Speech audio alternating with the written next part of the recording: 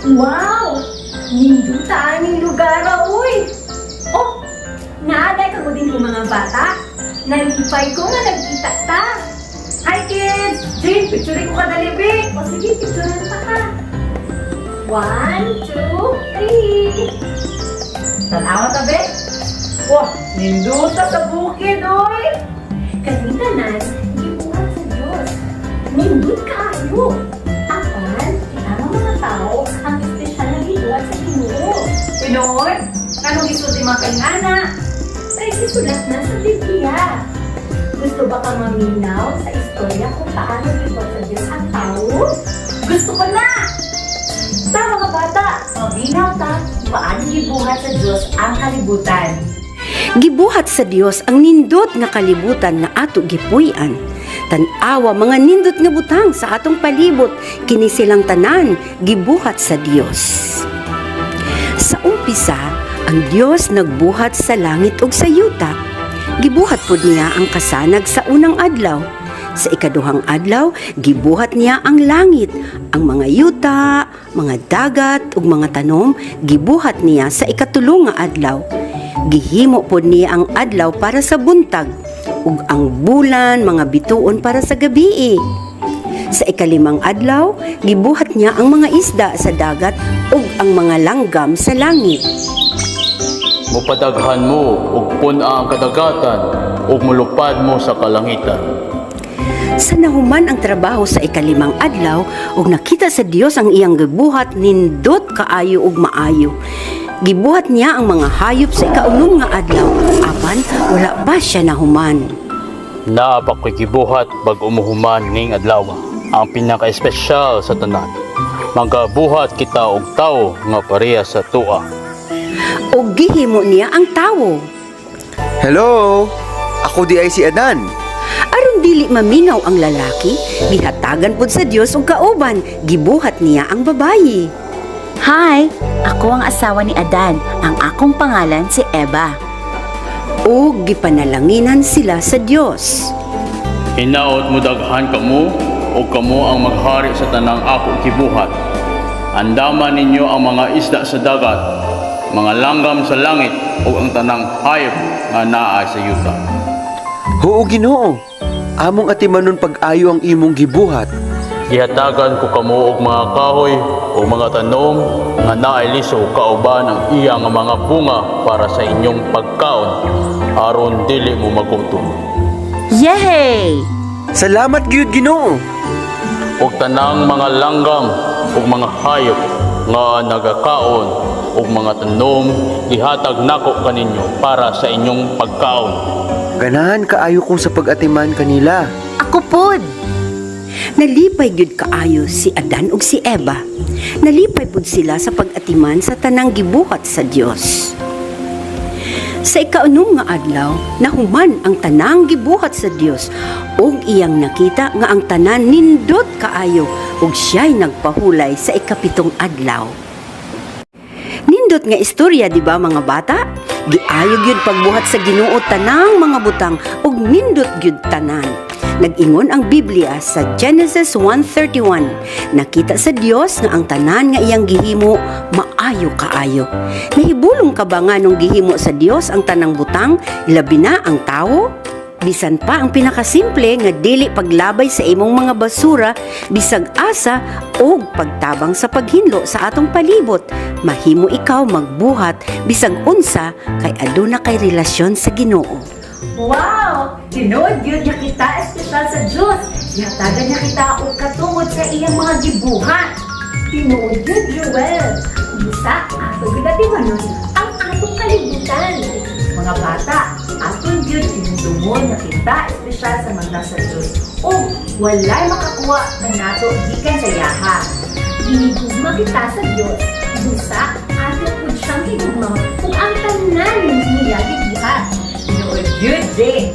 Busa, sa tanang mga bata karon, hinaot o nalipay mo sa atong istorya. Magkita ta sunod simana. Bye-bye! Una, kinsay pangalan sang udang nga lalaki ug babayi nga gibuhat sa Dios. Ikaduwa, pila ka adlaw bago na human sa Ginoo ang pagbuhat sa kalibutan. Katatlo, unsa iya gibuhat sa ikapito nga adlaw. Mga bata, mao ni ang atong bersikulo karong adlaw. John 1:3. All things were made by him, and without him was not anything made that was made. Isa pa, John 1:3. All things were made by him, and without him was not anything made that was made. Last na, John 1:3. All things were made by him, and without him was not anything made that was made.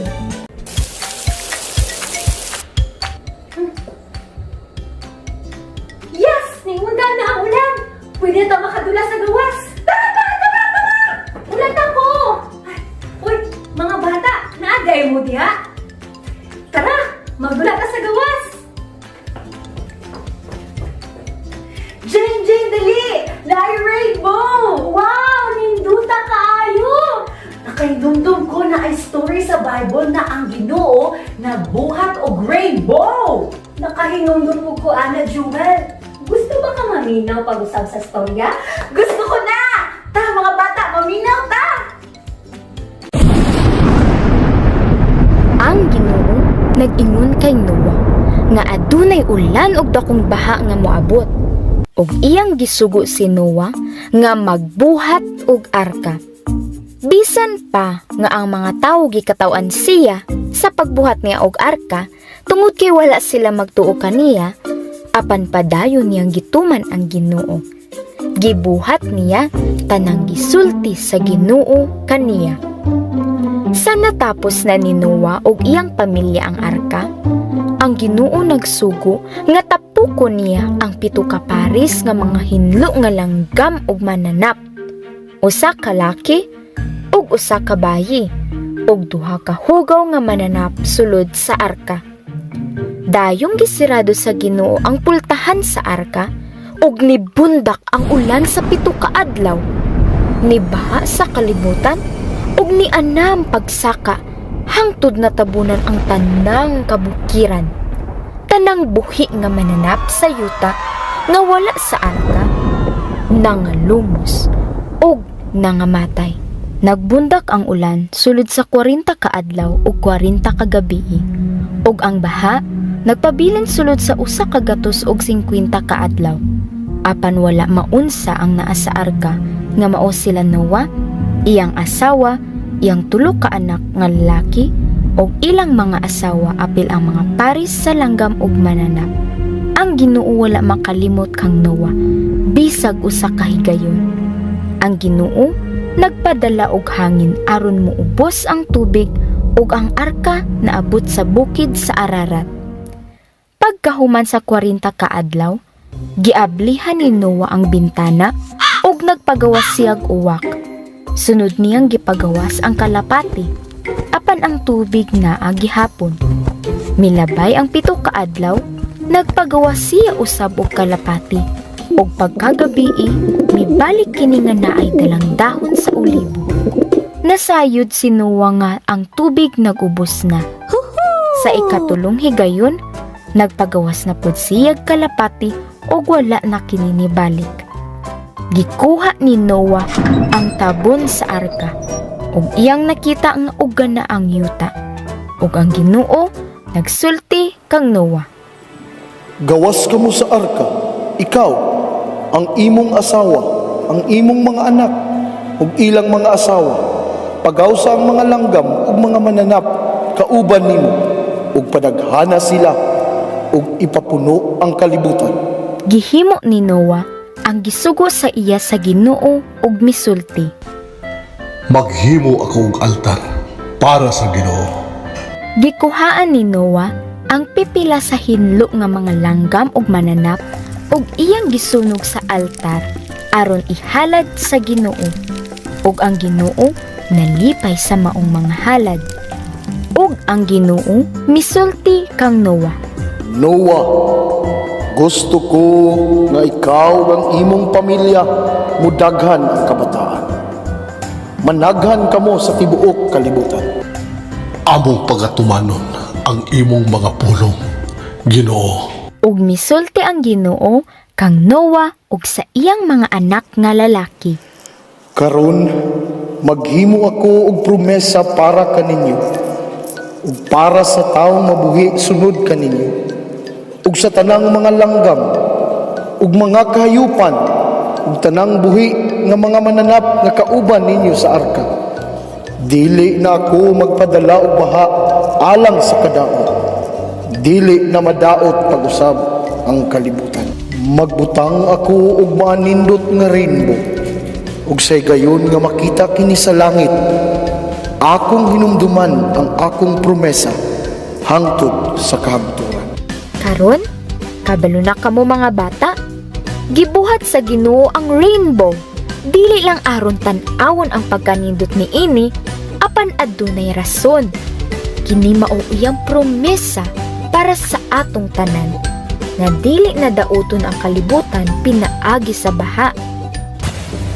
Nakukupig si mama, kasi pang lugaya, wala pa gyapon ng uli. Basig hatik na mabot yung mama, wala ka lang ko.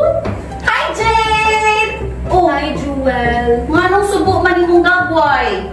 Si mama manggod, nagingon siya, nga uban ni magpaipugpugis. Kung tabangan ako siya maghindim sa balay. Pero hapon naman, kasi nakalimot na siya siyang giingon. Maunang subo kaayo ko. Ayaw nang kasubo, Jane. Gatuo ko nga imong mama wala to nakalimot sa iyang promise. Yung sa man mo pagkasigurado, akong mga amiga sa eskwelahan, wala mas lagatuman sa ilang mga saad, maunang sukukay ko. Pero kabalo ba ka? Malangga kayo ka ni mama mo. Mauna, katuo ko nga dili siya makalimot sa iyang promise. Pareha sa Ginoo, nga nagtuman sa iyang promise kay Abraham. Kay palangga niya si Abraham. Sultihan di ka sa story ni Mama Gabi sa ako, mauni siya about kay Abraham. Sa dugay na kaayong panahon, sa wala pa ang atong mga papa ug mga lolo ug mga lolo sa atong mga lolo, mao ang panahon ni Abraham, ang amahan sa daghang nasod. Hello! Ang atong storya magsugod sa pinakasugod kung naunsa si Abram nahimong Abraham.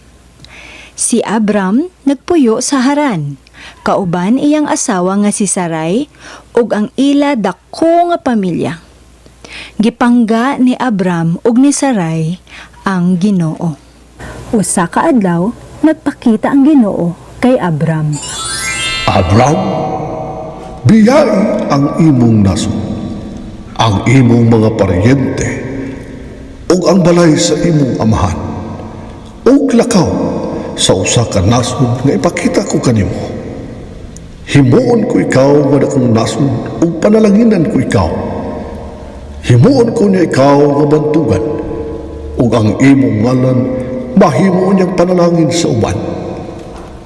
Panalanginan ko ang magpanalangin kanimo, ug tunglohon ko ang magtunglo kanimo. Ug akong panalanginan ang tanang nasod ng kalibutan pinaagi kanimo.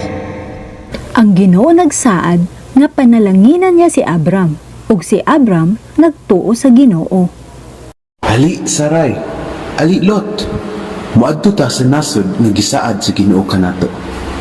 Si Abram nibiya sa iyang nasod, kauban iyang asawa na si Sarai ug ang iya pag-umangkon nga lalaki na si Lot ug ang ilang mga sulugoon, ug milakaw sila padulong sa Kanaan.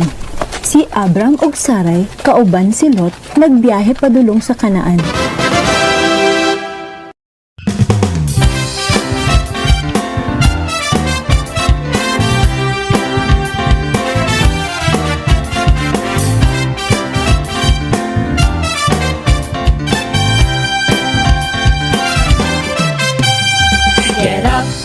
Ready, let's go to the land God promised us. Get up, get ready, let's go to the land God promised us. For He will always be with you, and He will always be with me. Get up, get ready, let's go to the land God promised us. Get up, get ready, let's go to the land God promised us. For we walk by faith and not by sight, and the Lord will bless us. Yes, that's right. Get up, get ready, let's go.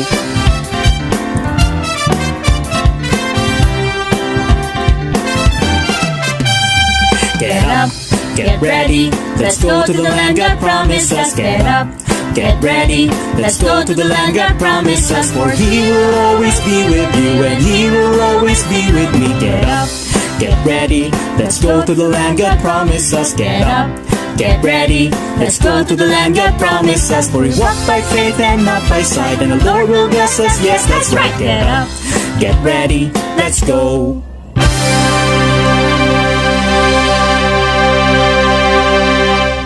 Pag-abot nila dito, mihunong sila dapit kung asa ang dako kaayong kahoy.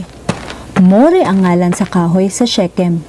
Ang Ginoo nagpakita usab kay Abram ug nagsulti, Tanawa, Abram, ang amihanan, ang kasadpan, ang silangan, o habagatan, ang tanang yuta nga imong masaksihan, akong panalangainan, o ihahatag ko kanimo, uban sa imong banay, hangtod sa kahangturan, o ang imong mga kaliwat, managan sama sa abog sa kalibutan. sulod sa daghan kaayong katuigan, si Abram ug Sarai tigulang na kaayo, apan wala pa gihapon sila'y anak. Kamahanan nga Dios, nganong nagsaad ka og daghang mga anak dining dapita, apan bisag usa wala gid mi anak ni Sarai. Ayaw pagkahadlok, Abram, kay ako ang imong manalipod. Tanawa ang kalangitan, o ihapa ang mga bituon. O Dios, daghan kaayo sila. Dili na ko kaya maihap. Sakto, Abram, daghan kaayo ang mga bituon, o dili nimo sila maihap. O sa umaabot unya nga panahon, ang imong mga kaliwat managhan susama sa mga bituon sa langit. Mao kini ang akong pakigsaad kanimo, Abram. Pagahimuon ko ikaw amahan sa mga nasod. O dili ka na unya pagkatawgon, Abram. Pagkatawgon ka na unya sa bag-ong ngalan, Abraham. Tuhod mamahimo ka na unyang amahan sa daghang nasod. Nagtuo si Abram sa gisaad sa Ginoo ug nagpadayon sa iyang paglakaw.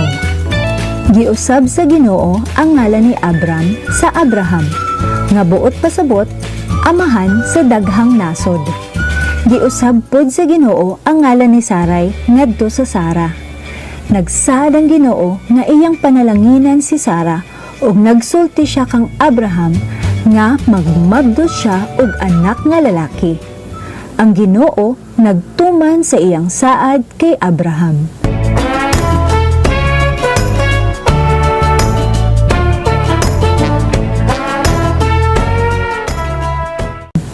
Kanunay ginatuman sa Ginoo ang iyang mga saad, sama sa iyang saad nga hatagan og anak sila Abraham ug Sara. Kanunay ginatuman sa Ginoo ang iyang mga saad kay gihigugma kaayo ta niya ug gusto niya nga mosalig ta sa iya adlaw-adlaw. Usahay, maabtan og daghang adlaw o tuig. Apan ang Ginoo dili makalimot sa iyang saad.